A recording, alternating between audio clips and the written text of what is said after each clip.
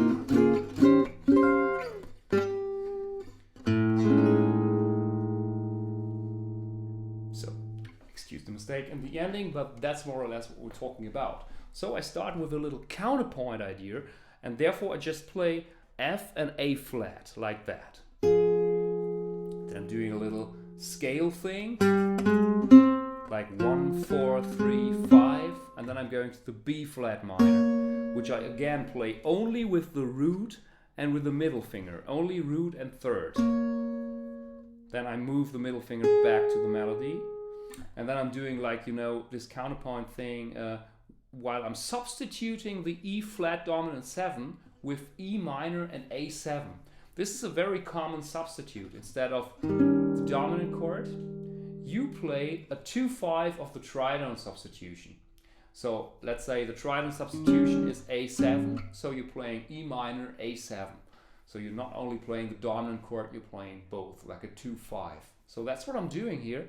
Only playing the counterpoint thing. And I'm doing a little bass movement after the E from B, A, and then I'm going to the A flat major, which is kind of tricky because this is a classical chord, let's say. So you have a big stretch here, playing A flat in the bass, and with the pinky you play like G and C. So after that I go to the D flat major, which is again like a third above the octave. And so this is a nice effect that I like, and it's used in pop music today a lot. You know, you got these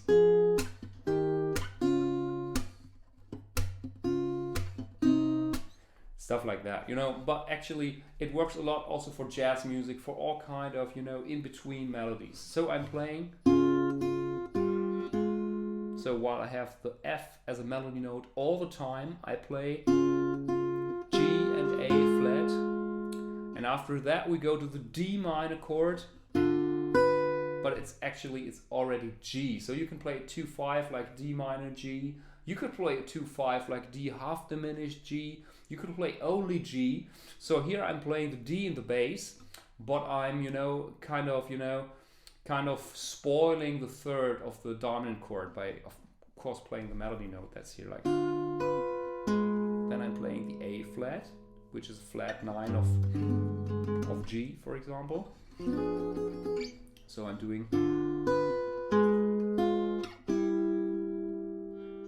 and then you can play like G and E for the C, and then go to the F sharp to have a little raised 11 effect. So this is how I like to play part A. I think it's very beautiful. Like.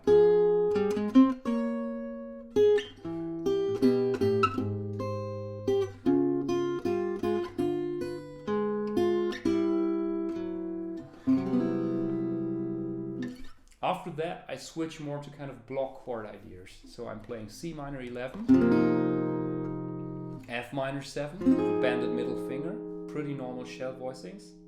Then I take this a little more difficult B flat dominant 7, 9, making it a flat 9 by moving the middle finger 1 fret below. And I'm playing an E major chord, E flat major chord, and this one is special. So this is E flat major with a augmented 5 here.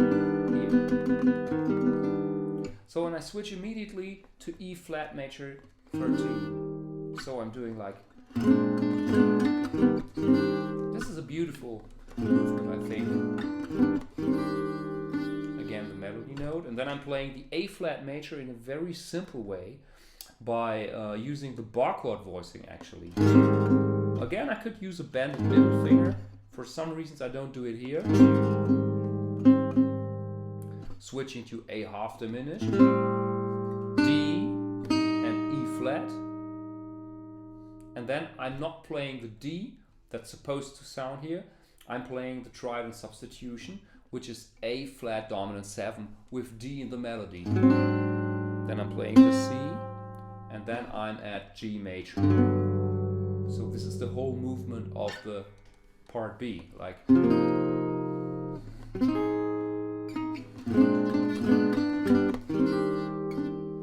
Or of part A2, let's say A2. C minor 11, F minor 7.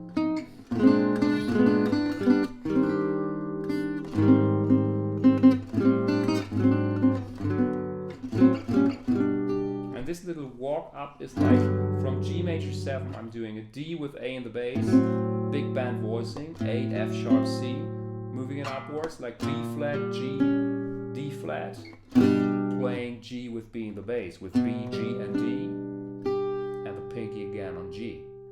And this is the hookup for part B. And in part B I do some special things. This is because I forgot the original one. This chord melody wasn't created by myself. I got a sheet from my teacher many years back. I used to be like, I don't know, maybe 16 or something. So I checked out part A and then I lost the sheet.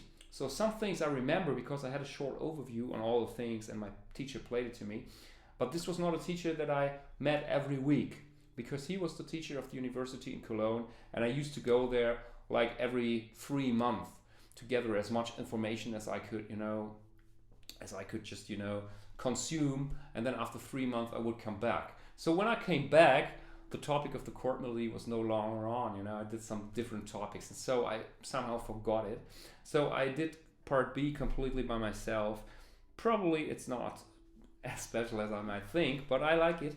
I play a D with D in the bass, and then C with D in the bass, which gives it kind of a sus chord effect. And then I'm doing the melody naked, and instead of just playing the B with a chord, I'm doing this nice little harmonic trick. So I'm playing 5th fret G string harmonic, 7th fret B string, 12th fret E string, then again G string but 7th fret, and then I play finally the melody note, the B, and I fill it up with a little campfire G effect. By hammering the middle finger on the A string, I make it even more country. So this is the first part of part B, like.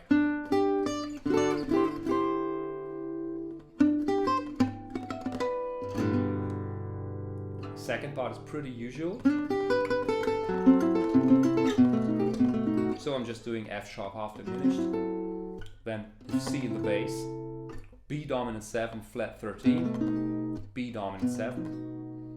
And then I'm doing the melody again naked. And then I'm doing, don't remember, it's the melody like, I don't know, E. And then I'm playing 2 beautiful chords here. This is B with E in the bass, makes it some kind of E major 9 chord. And then I just move that downwards to the 3rd fret. So I get some C7 chord with an at 4. This is interesting because I got the 3rd in the bass, but the F note makes it kind of a sus sound, but we still got the 3rd in the bass. Pretty dark sound. And we got the B flat as well, which is the 7 of C, and we got a 9. So for the last A, I do a bass movement from 3rd to the 1st fret, playing the normal F minor bar chord, and I'm just moving upwards. I'm doing this movement like arpeggiating the whole chord, then 3rd fret, 4th fret, and B flat minor 7. And now I'm playing the same movement again with the reharmonization of E minor and A7, but with block chords. And I move it to A flat, which is tricky. So I got E minor 7 here. And I can leave my pinky on the G while playing A dominant 7. Then I move it to A flat major. I'm muting the D string here, which is important. Then I'm playing D flat major 7 in that position with the 3rd here. And I do not only play the 3rd, I make the index a bar chord. So when I release the ring finger, I reveal the color of the 13 of the 6. And then I'm playing a G flat sus up here. Then a D flat minor 11. I'm doing it like this. First the sus chord and then D flat minor 11, which is the bar chord. Then I play a C minor 7 and I let it slide down a bit. And then I have this add 9 movement, like the 3rd here, E flat, and the D, the C, the natural B, and the B flat. And then it comes to the end. So I got the B diminished with the pinky. So now I make the index a bar chord to go for the F.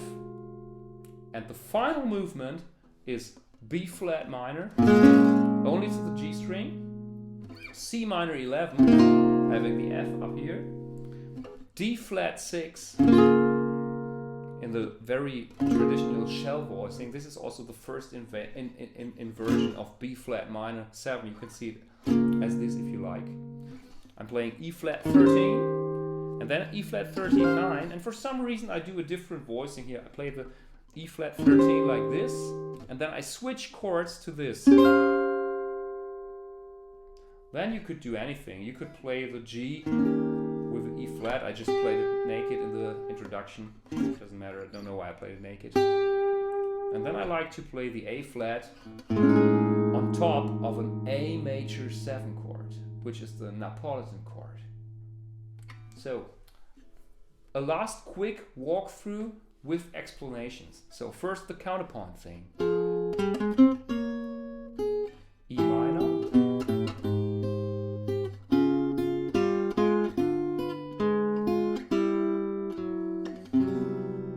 Now shell voicings. C minor 11, F minor. Now the stretch from B flat 9 to B flat flat 9. Then the E flat major with the augmented 5th. E flat major 13. Then we got A flat major 7. A minor undiminished. The melody is going on the B string. A flat dominant 7 raised 11. Then the C and G major. Walk through.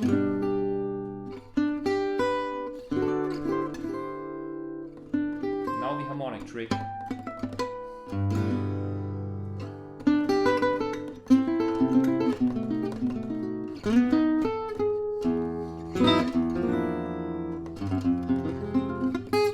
This is like, you know, the F minor.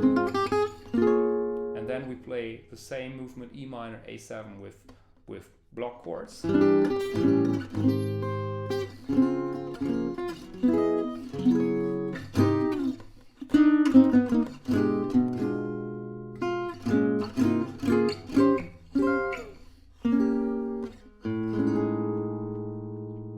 This is it. Hope you like it. If yes, subscribe to my channel. There's tons of lessons. It was a pleasure teaching you, and see you next time. This was Sven Jungbeck for you. Bye.